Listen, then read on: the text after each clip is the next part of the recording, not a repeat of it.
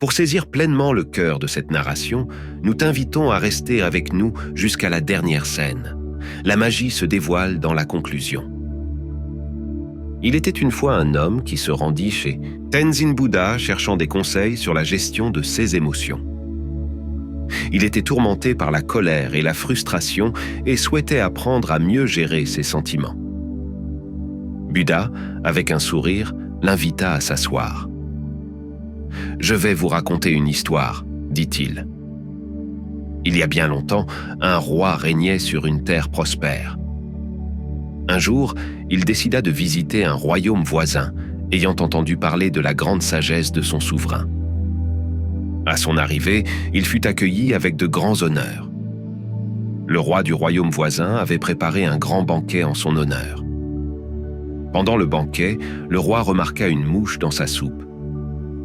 Dégoûté, il demanda un autre plat. Le roi du royaume voisin, en voyant cela, dit « Votre Majesté, je vous en prie, ne vous mettez pas en colère. Ce n'est qu'une petite mouche, cela n'a pas d'importance. » Le roi répondit « Je ne peux pas tolérer de tels désagréments.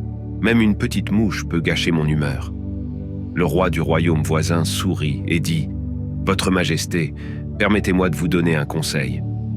Ce n'est pas la mouche qui a gâché votre humeur, mais votre réaction à celle-ci. Vous avez le pouvoir de contrôler vos émotions. Ne laissez pas vos émotions vous contrôler. » Le roi reconnut la sagesse de ces paroles et retourna dans son royaume. À partir de ce jour, il commença à pratiquer l'art de ne pas réagir impulsivement aux situations qui auraient autrefois déclenché ses émotions. Il découvrit qu'il pouvait rester calme, même dans les situations les plus difficiles, et prendre des décisions plus réfléchies. La capacité de ne pas réagir est une leçon importante pour nous tous.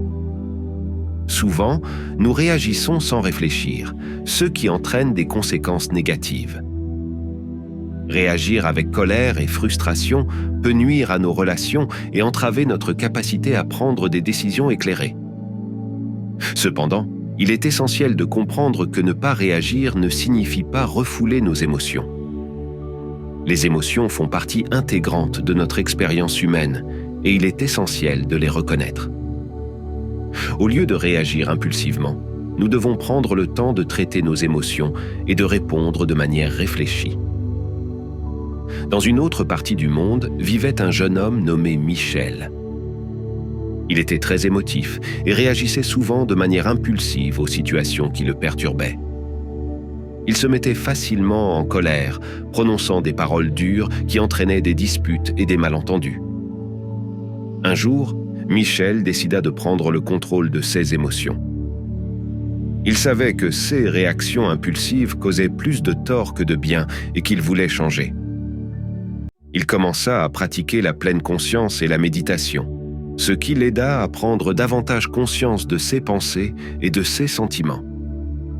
De plus, il commença à pratiquer l'art de ne pas réagir. Chaque fois qu'il se trouvait dans une situation qui aurait normalement déclenché ses émotions, il s'arrêtait et respirait profondément, évaluant ensuite la situation calmement et répondant de manière réfléchie. Au début, il était difficile pour Michel de contrôler ses émotions. Il se mettait toujours en colère, mais il s'arrêtait et ne réagissait pas de manière impulsive.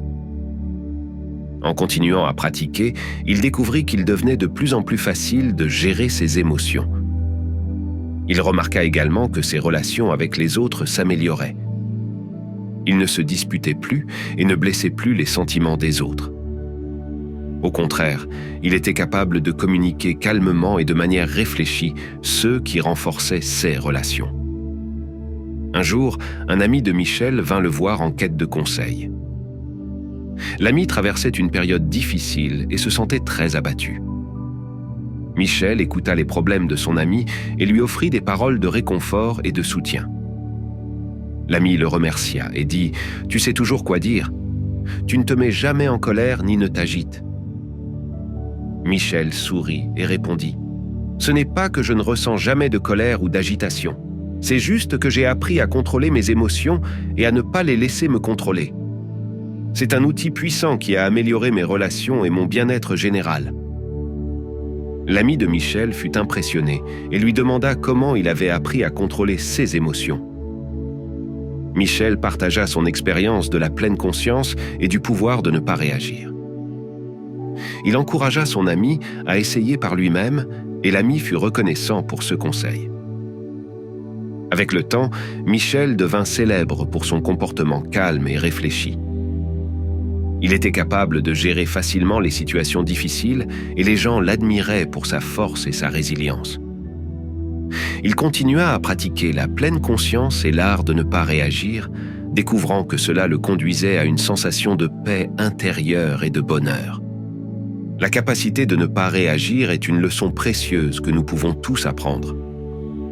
Cela demande de la pratique et de la patience, mais les résultats en valent la peine.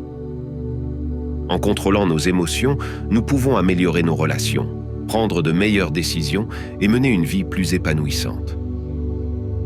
La morale de l'histoire du roi et de Michel nous enseigne que nous avons le pouvoir de contrôler nos émotions. Nous ne pouvons peut-être pas contrôler ce qui nous arrive, mais nous pouvons contrôler comment nous réagissons. En pratiquant la pleine conscience et l'art de ne pas réagir, nous pouvons apprendre à contrôler nos émotions et à répondre de manière réfléchie. C'est un outil puissant qui peut nous aider à améliorer nos relations, notre bien-être et la qualité globale de notre vie. Alors, prenons le temps de pratiquer et de cultiver cette compétence puissante et laissons-la transformer nos vies pour le mieux.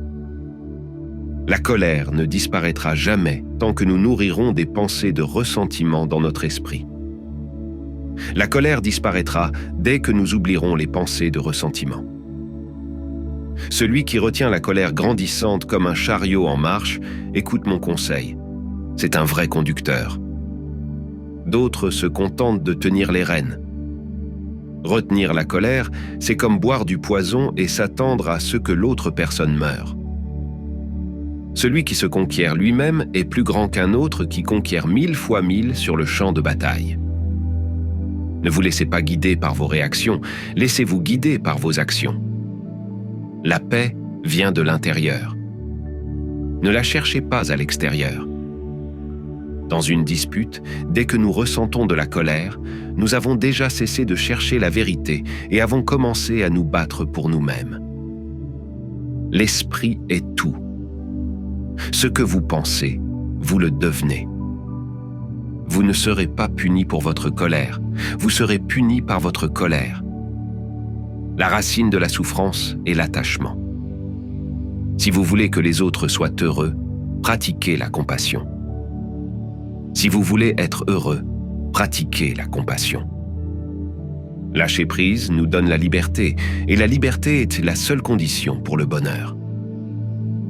Si dans notre cœur il y a encore quelque chose, de la colère, de l'anxiété ou des possessions, nous ne pouvons pas être libres.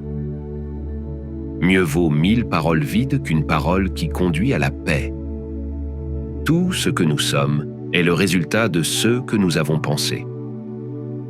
Répondez, ne réagissez pas. Répondez avec raison, pas avec émotion. À la fin, seules 3 choses comptent. Combien vous avez aimé, combien vous avez vécu doucement et combien vous avez laissé aller gracieusement. Les choses qui n'étaient pas destinées à vous. Celui qui expérimente l'unité de la vie voit son propre moi en tous les êtres et tous les êtres en son propre moi et regarde tout avec un regard impartial. Le bonheur ne diminue jamais en le partageant. Nous sommes façonnés par nos pensées. Nous devenons ce que nous pensons. Ne vous attardez pas sur le passé, ne rêvez pas du futur, concentrez-vous sur le moment présent. 3 choses ne peuvent pas être cachées longtemps. Le soleil, la lune et la vérité. La seule façon de trouver le vrai bonheur est de lâcher prise de votre attachement aux choses et aux gens. L'esprit est tout. Ce que vous pensez, vous le devenez. Nous te remercions d'avoir consacré du temps à cette vidéo. Si tu estimes qu'elle a ajouté de la valeur à ta journée, laisse un « j'aime » et rejoins notre famille de âme et esprit en cliquant sur le bouton d'abonnement. Nous avons hâte de partager encore avec toi dans la prochaine vidéo. À bientôt.